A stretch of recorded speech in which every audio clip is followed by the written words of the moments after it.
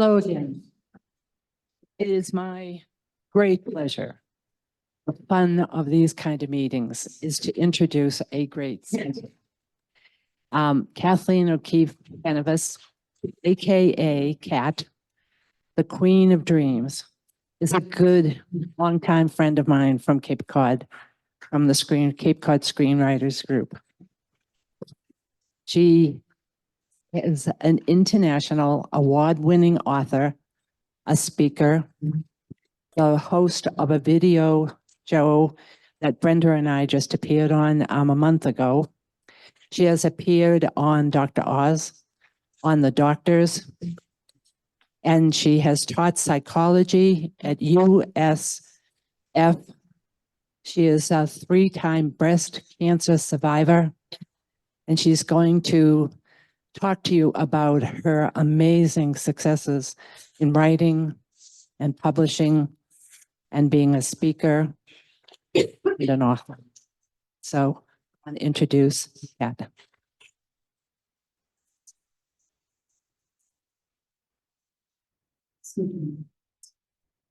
Thank you, everybody, especially those who drove through the snowstorm to get here. Oh my goodness, I'm so happy to see you. Thank you for that wonderful introduction. And I want to thank SouthWest Writers Group for inviting me to come and speak with you. This is just such a joy. For those of you looking at the slide right now, you can take your phone if you want to, aim it at the QR code, and it will take you right to my website. So you can watch everything that I'm talking about as I'm talking. I will be showing here.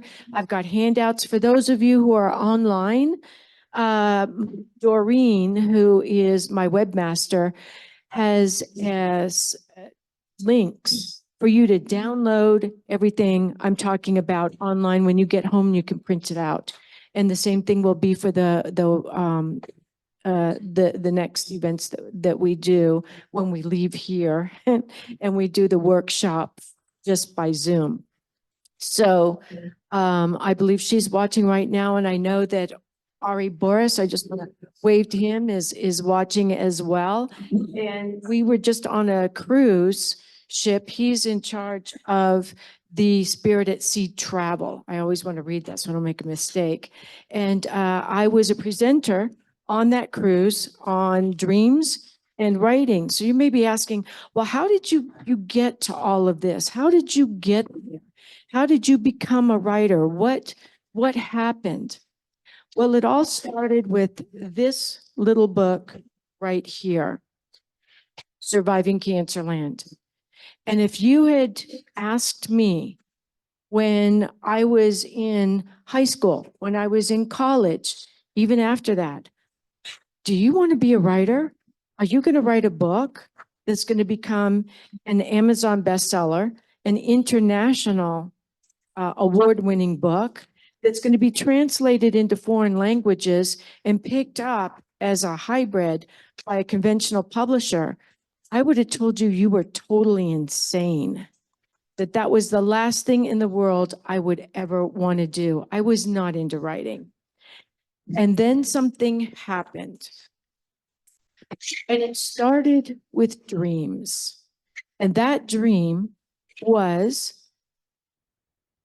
I went to the doctor to get my yearly checkup. Does everybody do that? Especially women, you go to the doctor, you get your mammogram, that lovely pap smear, that's always fun.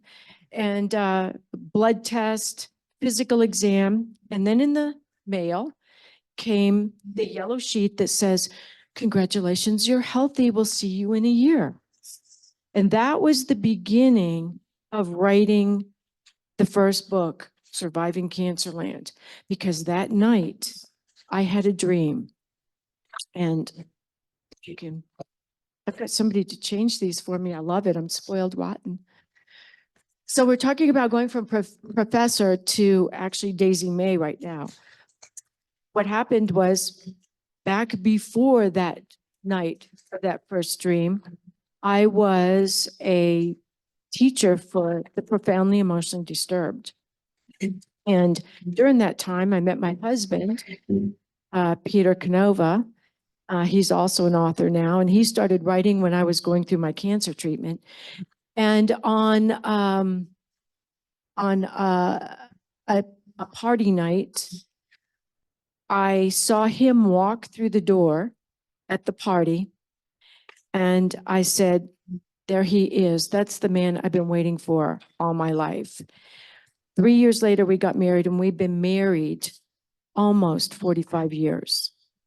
So fast forward, I was teaching, we got married, and then my husband actually made me an offer I couldn't refuse. He offered to pay me more to stay home and just take care of him. So I did that. And we were living happily ever after, where my biggest concern was, what outfit am I going to wear this morning to go out into the tennis courts, to play tennis, and then go to lunch? That was my biggest challenge. Then I went for my medical exam, and I got that yellow sheet in the mail that said I was healthy. And that night, I had a dream. And in that dream, a monk, well, in the dream, I'm having this normal dream like we all have. My dream froze like a page on a computer. And in the middle of that frozen page was a little box, like this swirling circle on our computers, but this was a box. And the box got bigger, and it became a door. And through that door walked a monk. Change it. Again. That's where I taught you at USF again. It was actually at a Sadie Hawkins party that I ran down my husband. Again. We got married, the perfect life. Again. And all I had to worry about was scuba diving with my girlfriends. Again. Horseback riding through the arroyos. Again. Skiing in Aspen. Again. Going to parties with masks. Again. Oh, that was another mask party. That one was really fun. Again. Scuba diving. One more time. And then playing tennis out in Palm Springs. That was all I had to worry about. That was my life. Didn't get any better than that. And then came the letter. Again. And then came the monk. That's exactly what the monk looked like. He walked through that dream door, Franciscan monk, looked just like that, walked up to me and said, come with us. We have something to tell you. And I'm standing in my dream, and at that moment, it becomes a lucid dream because I go, this can't be real because I'm dreaming. I thought, okay, I'm all right. I'll follow him. And I followed him through that door into what I call the room between realms. It's neither of the living nor the dead, but it's a place where both can converse and talk. So he looked at me, and he took my hand and he put it on my chest right here, physically took my hand, put it on my chest and said, do you feel that? And I said, yeah. He said, that's breast cancer. You go back to your doctor tomorrow without an appointment, and you tell him you need a second set of tests. And then he walked me to the door, and there were two other monks that were standing there beside him. They didn't speak. They were just there for backup. Walked me back through that door that closed up, and boom, my dream started right back up as if it had never stopped. It unfroze. I finished out that dream that night, woke up the next morning and said, oh my gosh, I think that monk was real. So I told my husband the dream. And I said, we need to go back to the doctor today. At this time, I'm on Cape Cod, and it's snowing like it was today, only way worse. I said, I got to go back today. Thank goodness my husband believed me. And he took me back to Boston, which was an hour and a half to 2 hours in the snow, showed it up at my doctor and said, look, I know something's really wrong. Now, did I tell him about the dream? No. Why? I wanted treatment, not a padded cell. So he said, Kat, come in. We'll do another set of blood tests. We'll do another set of all the tests. And I'm going to feel now, I don't feel anything. You're healthy. Go home. This same dream happened 3 times. Every time the doctors told me I was healthy, I'd have the monks show up in my dream in the room between realms. And the last time I started crying. And I said, look, I know why you're here. If I really have cancer, help me. Because the doctor's doing the same tests over and over again, and they want me to go home and not come back. So if I need to live, you need to help me.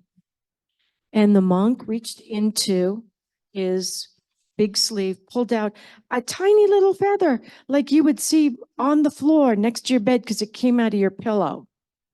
And he handed it to me. And he said, you use this like a sword to cut through their arguments. You need exploratory surgery. Nothing else is going to find this. And you don't take no for an answer. If you use this feather, remember this feather, you're going to get the test you need and they will find it. So the next day I went back to the doctor. I think the nurse hit the emergency button when I walked through the door. The doctor said, come on back here in my office right away. And he goes, why are you back?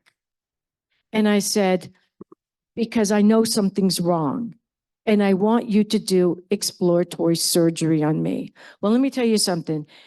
He looked like I had just doused myself in gasoline and set myself on fire in front of him. And he said, Kat, we can't do that. It's against my policy. It's against hospital policy. There are, you have to think about infections, the anesthesia. There could be problems. And I remembered that feather in the dream. And I imagined taking it out of my hand and pointing it at him. And I said, I don't know where else to go. You're my doctor. Help me. I know something's wrong. He looked at me for a second and it was like, have any of you watched the vampire movies where the vampire goes, yes, you want me to bite your neck. And they go, yeah, here it is right here, right here. He walked out. He comes back in and he goes, the 3rd of January, 2 days after New Year's, I'll do the exploratory surgery. Long story short, so we can get to my books and we can all drive back home. I was in stage 2 with it in my lymph nodes. He came in after I woke myself up during surgery because I heard him say, we got it all, close her up. I pulled myself up out of that well, that dark, slimy well of anesthesia. And I opened my eyes and I said, what is it? And he said, oh my God. He said, it's nothing, Kat. And I saw this head come over the top of me. It was the anesthesiologist. And he said, did she just speak? And my doctor said, yes, she did. Give her more. Because at that point, when he said we got it all, it's just a fibrostic tumor, nothing. I just smiled and said, oh, thank God. And the pain started. So when I woke up in the recovery room, he came into the room, closed the curtain. That was my first warning bell. Came over and took my hand. That was the second one. And I looked at him and I said, it was cancer, wasn't it? And he said, yeah. And he said, now I've got to hand you over to the professionals. He said, pathology didn't like what they saw when they cut the tumor open. And that began this book right here, Surviving Cancerland. It's a memoir of a specific thing, the journey through breast cancer, which is like Alice in Wonderland, because I learned quickly that they give you a pill and then they step back and they watch what happens. Are you going to get bigger? Are you going to get smaller? Are you going to explode or just poof, disappear? Because they're not really sure. One of the things I pointed out in the book is the medications are for the norm, and none of us in here are a norm. I'm certainly not a norm. People who walk through doors in their dreams into rooms between realms is not a norm. I don't know what it is, but it's not a norm. So I started a dream journal, and every single night, first of all, I thanked my guides and my monks for insisting that I go back and stand in my power as a woman and speak my truth to all the male doctors. I didn't have a single female. And these were the chiefs of everything. So when I walked through the door, I could tell it was like, oh my God, she's back. But that's what I had to do. And then I realized I cannot keep this to myself. There are too many other women out there going through this. There are too many other husbands supporting the women in their family going through this. So I took all of those 50 dream journals. Yeah, they were little dream journals. I'd carry them around with me. I had them in my purse. And when I would get a download, because sometimes I couldn't remember my dreams at night because I was so medicated, but I could remember them in a daydream. Something would snap that dream. I would write it down. And one time we were out to dinner, a really beautiful restaurant with a whole lot of people.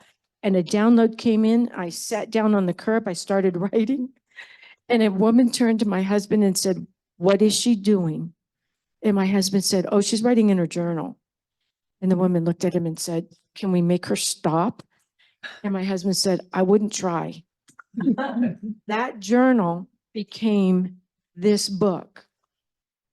This book started out as a self-published, and I quickly realized I can't do this. I don't know enough about publishing to write a book. I know enough about surviving to put it in a book. I don't know enough about publishing. So what I did was I decided to find a hybrid publisher because, first of all, I couldn't get an agent that would touch me. They wanted no part of this book. Nobody wants to know anything about cancer. But it's not just cancer. It's surviving it and using your dreams. Nah, we're not interested. Move on. Then I tried to just query publishing houses, and they were like, well, we hate the title. We don't like the idea of taking dreams. We don't like dreams. We don't want to do dreams in the book. Just do the medical stuff. Just give me the medical information. Then I'd send it to somebody else and they go, yeah, we don't want the medical information. We only want the dreams. Nobody wanted the combination. So I said, this is not going to stop me. I mean, if I could deal with all those doctors, I can deal with these publishers. I found a hybrid publisher that said, yeah, you're going to work with us as a team. We're going to publish your book the way you want it. And then it's going to be up on it. We put it up everywhere. We take it to the big writers conference in New York. We're going to promote you, blah, blah, blah, blah. And I'm like, okay, great. I became great friends with them. Great friends. The book was published. And then I thought, you know what? Let's see how good it really is. Or is this just a waste of time? Is this going to go anywhere?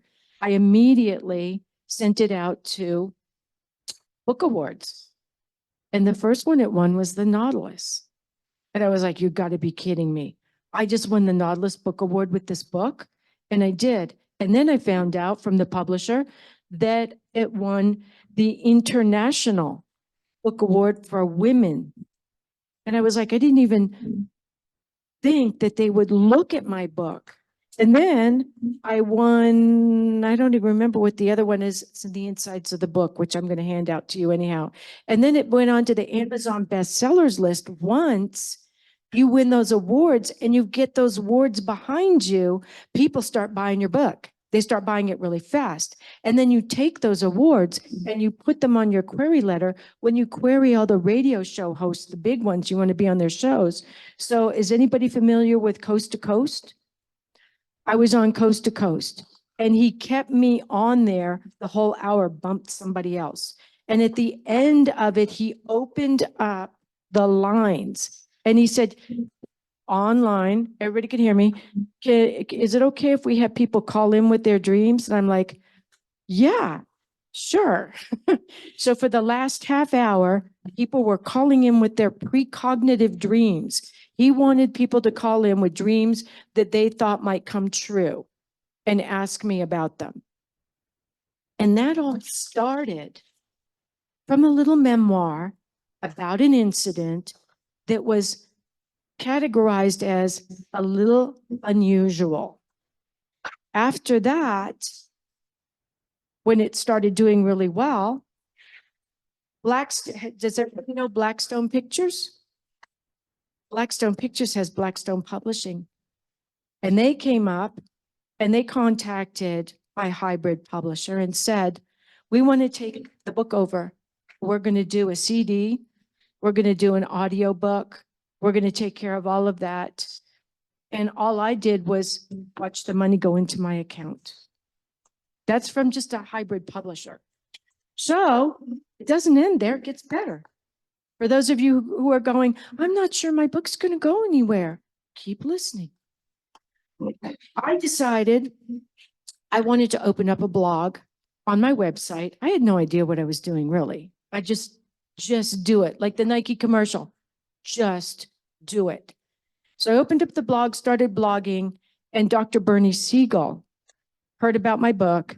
Well, he knew about my book because he actually put a blurb on the back of my book. Somebody sent it to him. The hybrid publisher sent it to him, and he put the blurb on the back of my book. So I started writing the blog, and when he heard I was writing the blog, he took my blogs and put them on his site. The man's an angel, an absolute angel. And what happened was Dr. Dr. Larry Burke of Duke University Medical, who was chief of radiology, was interviewing women who were coming in for their radiation treatment. And he would ask them, how did you find your cancer? And they would say, they were braver than I was. They said, I found it in a dream. And he said, you what? I found it in a dream. I got mammogram literature back from the hospital saying I was healthy to go home. And then I had a dream telling me I had breast cancer. So I came back and pathology reports confirmed the dream. And he's going, oh my gosh, well, that's very unusual. By the end of the second month, he had 19 women who said, it was in my dream. I found it in my dream. So he went to Duke and said, will you give me funding to do a research project on dreams that diagnose breast cancer? And they said, well, do you have anybody? And he said, I've got 19. They said, you get 20, one more, and we'll research it. He went online, found my book, Surviving Cancerland, online, called me up because I had a website. It's kind of important to have a website. Called me up and said, will you be my number 20? I said, sure, I'll be your number 20. And he sent me everything, and I filled out the paperwork, sent it back. He got published, and I put him in touch with Dr. Bernie Siegel, who was on the back of my Surviving Cancerland book. And Dr. Bernie Siegel said, good luck. Good luck getting in the periodicals. They wouldn't even publish mine. Well, because in this case, the dream diagnosed the breast cancer first, which was then validated by pathology reports. What it was a dream, was validated by medical tests versus the other way around. Now they're going, oh my gosh, this is cutting edge. So when he was done being published in the periodicals and peer reviewed, I said, okay, so now what? And he says, well, I'm done. I said, no, you're not done. You're not done. There are women out there all over the world who have dreams that they have illness. People everywhere having dreams that they have illness. And then they go and to the doctor, and the doctor says, you're healthy, go home, and then they die. We have to get a book out. We have to take your research and turn it into a book so that we can save lives. That's what we're doing. No more putting on cute tennis clothes and going to lunch. We're going to work. And he said, well, listen, if you can find an agent and you can find a publisher, because I won't hybrid and I won't self-publish, the answer is yes. Well, that's the other funny thing. Once you start winning awards and get on to Dr. Oz and you get on all the big radio shows, the agents come to you. You're the one that gets to say, no, thank you. No, thank you. You pick your agent. And that's exactly what I did. So I had my agent. And I said, I've already got an agent. I know how to write queries, book proposals. I have my own technique. So let's write a book. So we did. We started out with just the 20 women. And what happened was I started blogging about it on my social media pages, and we ended up with 30 people in this book, including doctors, who asked us to please change their names so they didn't lose their job. This book won the Nautilus Book Award, became an Amazon bestseller, and then the world caught on. It was first translated into Italian. We didn't even know it. We read about it online. And the money just goes into your account. And then, just lately, it was translated into Chinese by a publisher in Taiwan. And it's been doing really well. That publisher was so excited about the Surviving Cancerland and Dreams That Can Save Your Life. Okay, you can go down. They went in and they put all of my other books that I'm going to tell you about in just a second, that all came from these, that all started with little Surviving Cancerland. They put them on their website in Chinese. Go ahead, down. This was when I was going through chemotherapy, and that's my cat guarding me in bed. And there's Drink Me. Go ahead, down. Go ahead. I never realized it was this slow. So this was a transformation that started with Dream. I got into other people's books. That's the other thing. People started calling me up and saying, will you put your story in my book? I'm like, are you kidding? Yeah. And I would tell them, don't even pay me. Just let me get the story in the book, because my goal at that time was not to make money. It was to save lives. And that goal has never changed. Okay, go ahead. So that's where I'm speaking all over the world. And I was invited to huge parties with actors to tell my story. Go ahead. And that's the first book. Go ahead. Yes, keep going. Those are all the magazines I was in. So these are the books. As you see down there on the bottom, it's these books right here. Let me tell you about this, how this works out for you once you get your first book in the door. Once you get your first book in the door, I decided I'm going to do compilation books with another publisher, conventional publisher. So what we did was, the first one was Chaos to Clarity, when we were all locked down in COVID. There was nothing else we could do. So we decided to put a call out, because I already had so many followers on my social media pages and I had, my emails. So we did Chaos to Clarity, and these books, Chaos to Clarity was the first one. Crappy to Happy really did well because everybody loved the name. And then Mayhem to Miracles. And with Crappy to Happy, does everybody know who James Redfield is? Celestine Prophecy? The writer of the Celestine Prophecy? He wrote the foreword to Crappy to Happy. He was locked up too, bored out of his mind. He wrote Crappy to Happy, and then he loved the book so much, he put his own story in Mayhem to Miracles. He just donated the story for in here. And so why would this be an important thing for fledgling authors? Because they don't have an agent yet. They're not published yet. They don't have a publisher. They're just starting out. By going into these books, the book is authored by an international award-winning author whose books are translated into foreign languages. These books are now on that Chinese website that's being downloaded. They are internationally international authors themselves. And this gave them their foot up. Most of them are now published. Some of them are actually with my publishing house for Dreams That Can Save Your Life, which is Inner Traditions and distributed by Simon and Schuster. Why is that important? Because you will see when you download the links that are being sent to you either for the workshop, which I'm going to be talking about, or for this talk. By being published by Inner Traditions and being distributed by Simon and Schuster, and by being on all these other sites, you have websites on there. I have a Simon and Schuster website.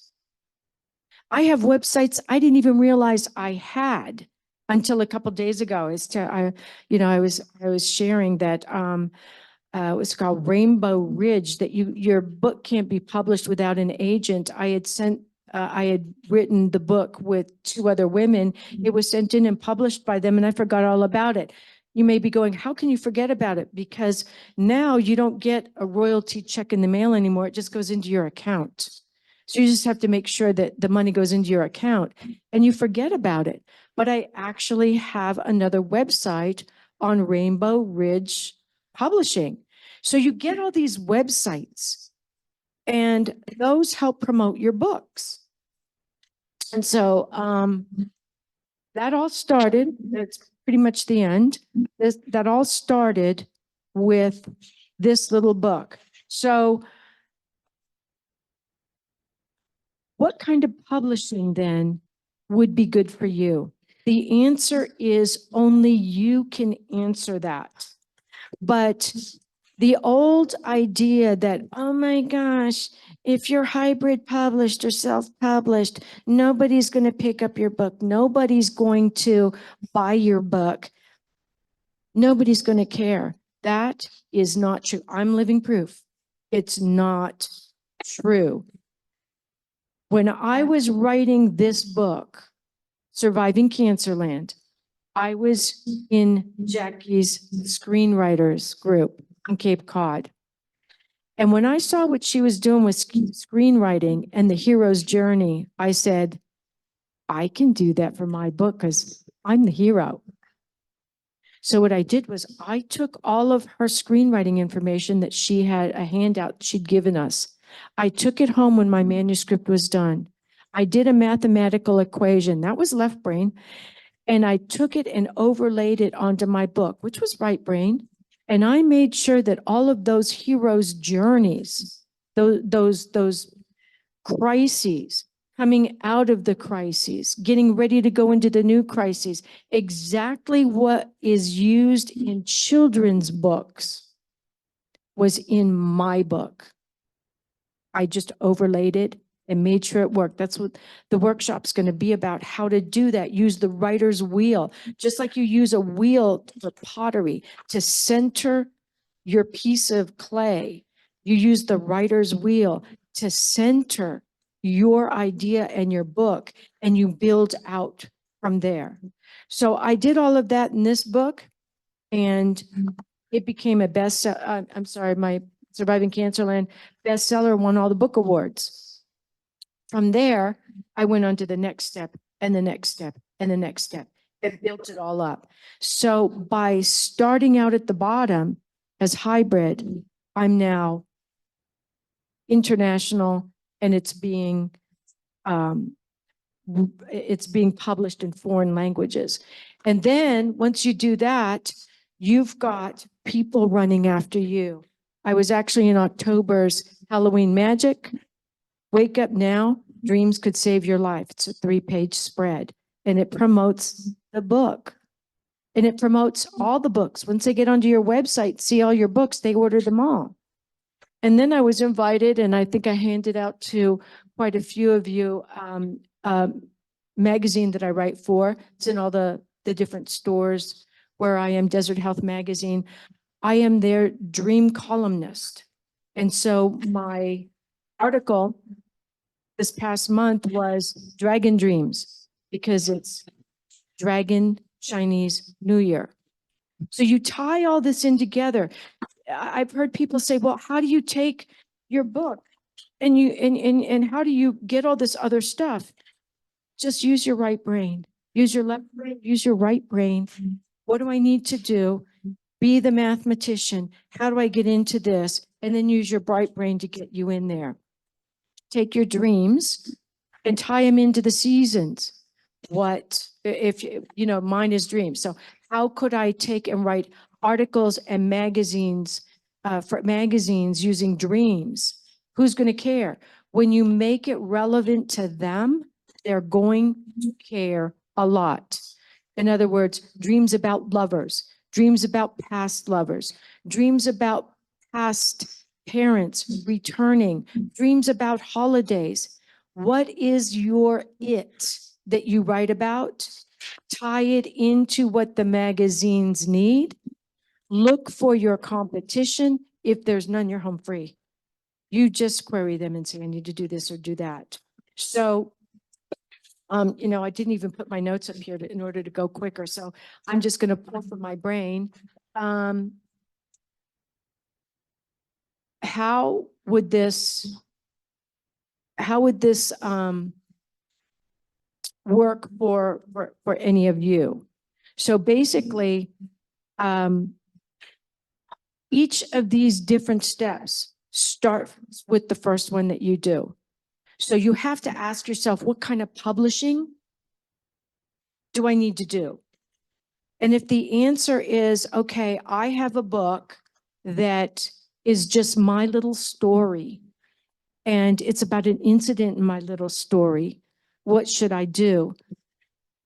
Don't be ashamed to do hybrid publishing or self-publishing. You've got some great people here in SouthWest Writers that can help you with self-publishing because it's not going to make any difference. You get your story told, you use screenwriting or whatever it is you need to use to make sure that you hit the right points at the right time in your book as the hero's journey. And then you publish your book and you get it out there and then you send it out to book awards.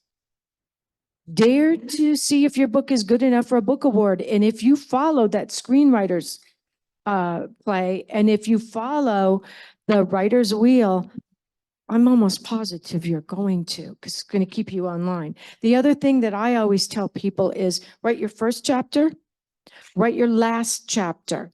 It should be very similar to your first chapter. Think about the old GPS on your phone where you had to drop a pin. It used to drive me nuts. I never knew where I was going to show up. Had to drop a pin where you were, drop a pin where you wanted to go, and then you got there in between. Same thing with your book. Drop your pin. Where are you now? Where you're starting. Start with the car race. Start with that race through the city.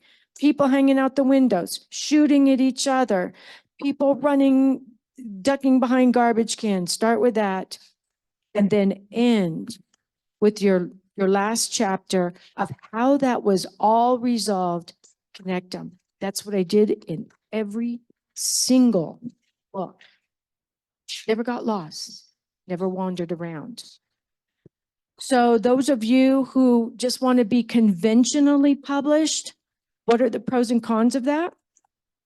The pros are, you know, you're in a big publishing house. They supposedly promote you, which is a myth anymore. They don't promote you at all. Yes. Yeah, they do. They promote They their. don't. So while you're writing your first book, one of the things I would encourage you to do is get a Blog Talk Radio show, anything to promote your book as you're writing it. Ask people to help you, and those are going to be your followers. They're going to buy your book because they're invested in it. Get your following, because if you go with a conventional publisher and you have to send in that book proposal, the query first, and you got to find your agent, and you've never been published before, it's going to be an uphill battle, but it doesn't mean it's impossible.